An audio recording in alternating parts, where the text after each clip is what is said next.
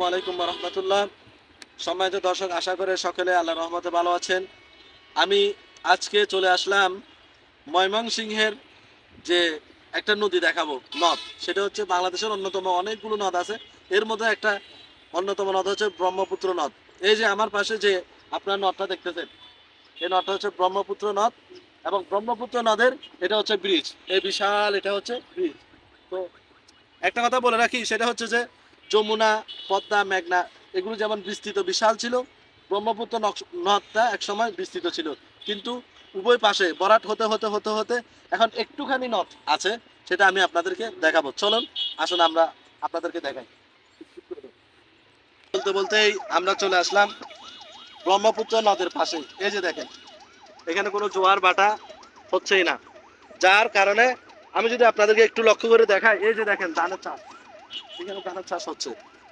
ওই ওনারা ধানের চাষ করতেছে উভয় পাশে, ওই যে মহিলারা গোসল করতেছে। তাহলে এটার মাধ্যমে এটাই প্রমাণিত হলো, যদি জোয়ার ভাটা হতো তাহলে পানি বেশি হতো, এগুলো থাকতো না, নষ্ট হয়ে যেত।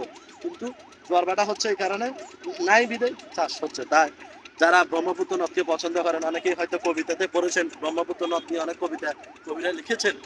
তো তো এখন আপনারা অবশ্যই অবশ্যই আসবেন, ঘুরবেন, ভালো লাগবে। আপনাদের পছন্দের জায়গা হিসেবে এটাও বেছে নিতে পারেন। এতটুকু। আল্লাহ হাফেজ।